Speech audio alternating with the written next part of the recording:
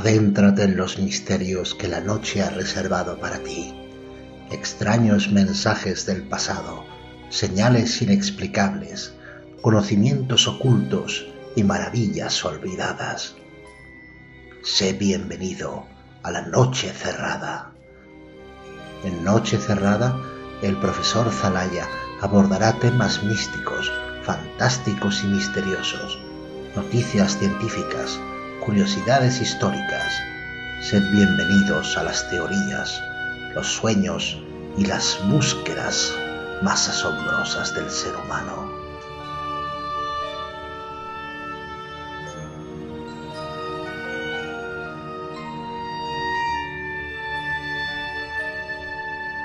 Noche Cerrada, tu programa semanal de misterio y conocimiento.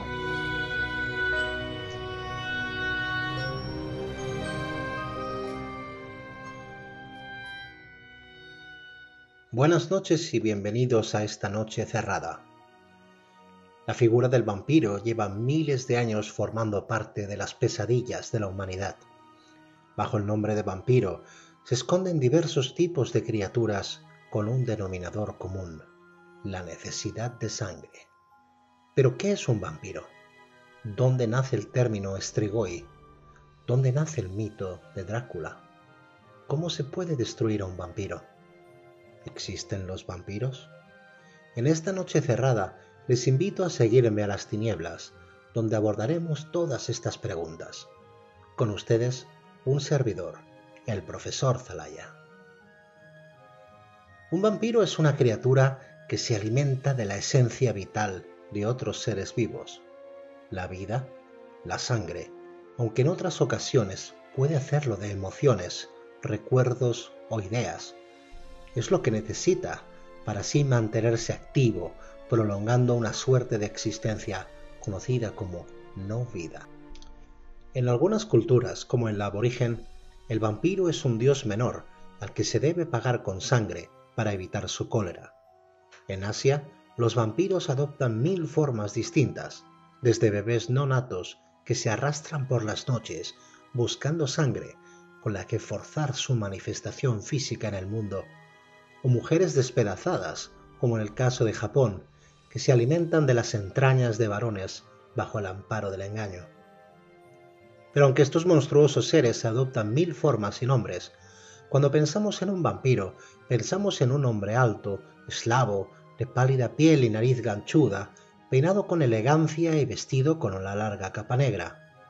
Si bien este es el vampiro que el cine y las películas de terror en blanco y negro han fomentado, el vampiro tiene sus orígenes en la noche de los tiempos, en esa oscuridad alejada de las ciudades, en esos bosques donde no llegan los rayos del sol, en esa tiniebla impenetrable que ha alimentado la imaginación del ser humano con fantasías siniestras. Aceptamos que un vampiro estuvo vivo una vez y que tras un proceso en el que el desdichado muere, despierta al otro lado de la muerte en la no vida, donde no envejecerá e ignorará los estragos del tiempo, las enfermedades y la ruina de la putrefacción y el olvido. La vida eterna. Tentadora, ¿verdad? Pero lo que un vampiro tiene que pagar no compensa el precio. Según las tradiciones, el vampiro es un esclavo de la noche, pues la luz del sol abrasaría su piel y fundiría sus ojos, y la necesidad imperiosa de sangre, la eterna sed insaciable, el ansia por una vida que ya no posee y que añora con amargura. Es probable que el mito del vampiro en el folclore de muchas culturas, ya desde tiempos inmemoriales, provenga inicialmente de la necesidad de personificar la sombra, uno de los arquetipos primordiales en el inconsciente colectivo, según la conceptualización de Carl Gustav Jung, y que representa los instintos o impulsos humanos reprimidos más primitivos que todos tenemos. Un vampiro es, entonces, la encarnación del mal como entidad y una representación del lado salvaje del ser humano, siempre en conflicto con las normas sociales y religiosas. En nuestro cerebro, el sistema límbico es el encargado de nuestros instintos, tales como el placer, el miedo y la agresividad. ¿Y qué sucede cuando se hallan fuera de control? ¿La sangre, el temor a ser devorado, a la enfermedad y a la muerte? así como la fascinación morbosa por la inmortalidad, han llevado al hombre de todas las épocas a intentar comprender las raíces del vampirismo. La sangre, según numerosas culturas, es el vehículo del alma, así que el vampiro se alimenta en realidad de nuestra alma, pues carece de ella. Y claro, esto nos genera una nueva pregunta. ¿Qué es el alma? Cierto es que nadie tiene una respuesta clara sobre este particular, pero su ausencia sería definida, según Platón, por la figura del auriga que controla su carro. Una comparación moderna sería la de un coche de Fórmula 1 sin piloto. En cualquier caso, no tener alma debe ser algo terrible, a juzgar por lo mucho que la anhelan los vampiros. Pero la historia de los monstruos comienza mucho antes, comienza en el origen de las palabras, comienza en las palabras que dan nombre a estos monstruos y los definen. Así que el origen de la palabra vampiro nos habla de cuán viejo es el mito del que hoy nos ocupamos. Oper, que procede de las más antiguas raíces indoeuropeas, derivó a vampir en polaco y a wampir en las lenguas eslavas y germánicas. Vampire en francés, vampire en inglés. Sin embargo, esta palabra no fue utilizada en Europa hasta bien entrado el siglo XVIII.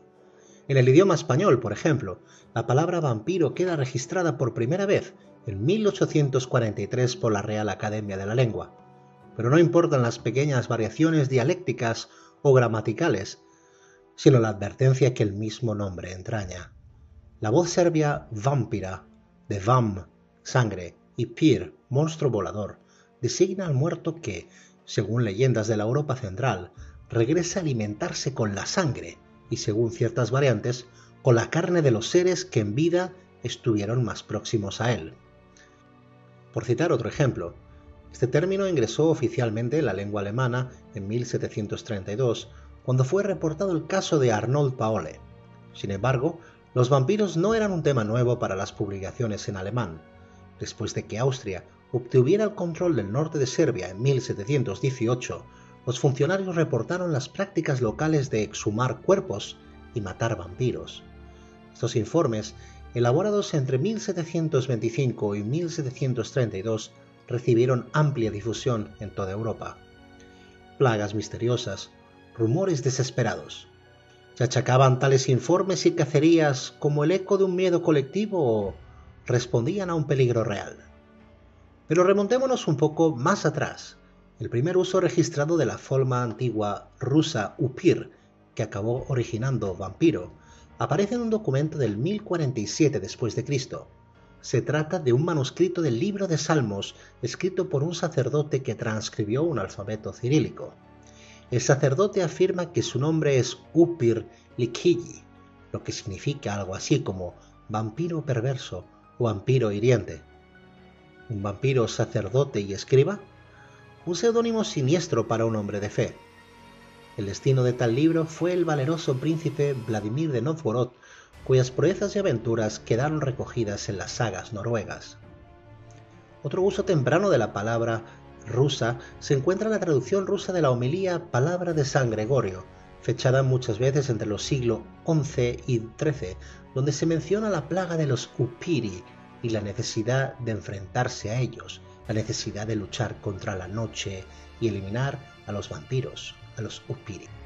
Sin embargo, todas las culturas de la Tierra han sufrido su lacra. El ser humano teme a la oscuridad y se refugia en ciudades de luz, huyendo así de los terrores inadvertidos que allí la amenazan, quizá creyendo que huye de los terrores que allí le siguen amenazando. Un antiguo proverbio español dice: cuando el río suena, agua lleva. A lo largo de los siglos hemos estudiado cómo son, qué puede detenerlos y cómo podemos protegernos de su influencia maligna. Desde los tiempos de los grandes griegos, pasando por los aborígenes australianos, los Ainu, los Sami, los apaches, los inuit, los bosquimanos, temieron y temen a los vampiros, y en todas las culturas y tradiciones se repiten los mismos puntos. Desde Babilonia, pasando por la Grecia clásica hasta la Roma imperial, necesitan la sangre de un cuerpo vivo, moran en la noche, rehuyendo la luz solar, y no viven, no respiran. Ahora hablaremos de las características que definen a un vampiro. La descripción de estas criaturas varía según el folclore de cada región. Además, la mayoría de atributos de un vampiro, según la cultura contemporánea, provienen de la literatura, sobre todo de la novela Drácula y las películas basadas en ella, así como de los cómics y los videojuegos, a veces contradiciendo la naturaleza primordial del vampiro tradicional original que conocemos. Fueron humanos, pero ahora están en un estado intermedio entre la vida y la muerte, de ahí que se llamen no muertos. Se alimentan primordialmente de la sangre de sus víctimas, aunque hay descripciones de que también son antropófagos, y en algunas culturas se consideraba que la sangre no era la base de su sustento, sino el fluido vital, humano o la energía psíquica. No se reflejan en los espejos ni tienen sombra, tal vez como una manifestación de la carencia de un alma. Este atributo no es universal, pues por ejemplo el vampiro griego Bricolakas poseía tanto sombra como reflejo, pero es muy popular gracias a novelistas como Bram Stoker que lo menciona en su novela Drácula. Los vampiros, por su naturaleza demoníaca o su origen sacrílego, no soportan los símbolos de fe y por ello pueden ser alejados usando una cruz cristiana o agua bendita o cualquier otro objeto portado por alguien cuya fe sea verdadera. Asimismo, no pueden cruzar por terrenos consagrados como los de una iglesia, mezquita, sinagoga o templo. Son indestructibles por medios convencionales y son extremadamente fuertes y rápidos, pero se debilitan junto a las corrientes de agua. Aunque en general se supone que los vampiros son vulnerables a la luz del sol, entre los eslavos se creía que no solo pueden resistir la luz del sol, sino que en algunos casos podían viajar a otro pueblo y llevar allí una vida normal. Algunas tradiciones sostienen que un vampiro no puede entrar en una casa si no es invitado por el dueño, pero que una vez es invitado puede entrar y salir a placer.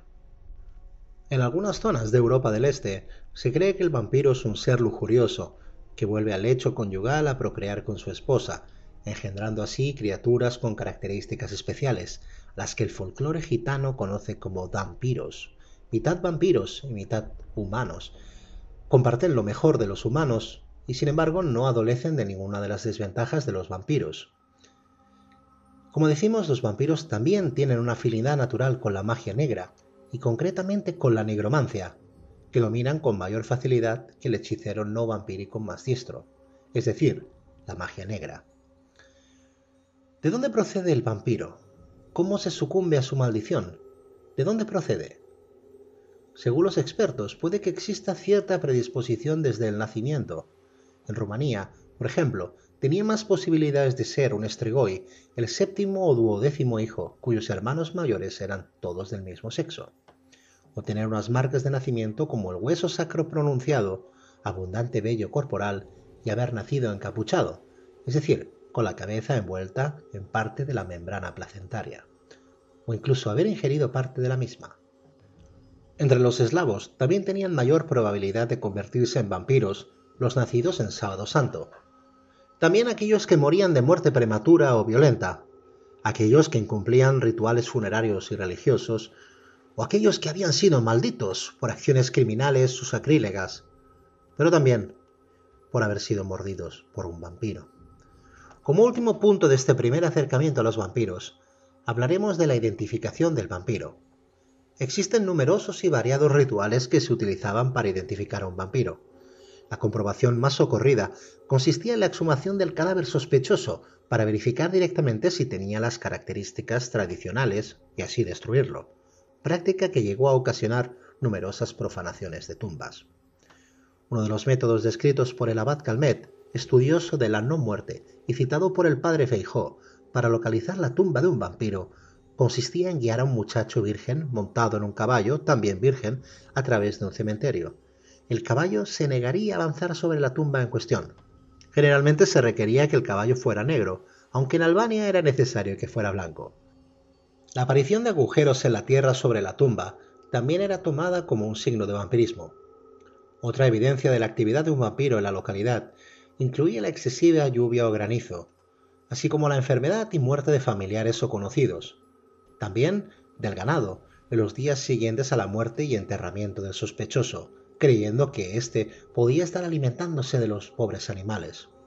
Algunos también se manifestaban mediante pequeños actos similares a los de un poltergeist, es decir, movimientos extraños de muebles, ruidos y también golpes.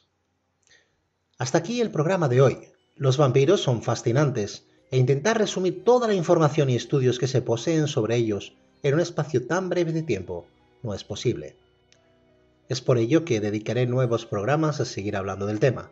Consideremos este primer programa como un acercamiento al tema, una lección 1 de un largo temario que nos va a llevar a la noche, a lo más profundo de las tinieblas y donde podremos incluso adentrarnos en los orígenes del nombre del vampiro, en sus mitos, en sus actos y también en las leyendas que lo inspiraron.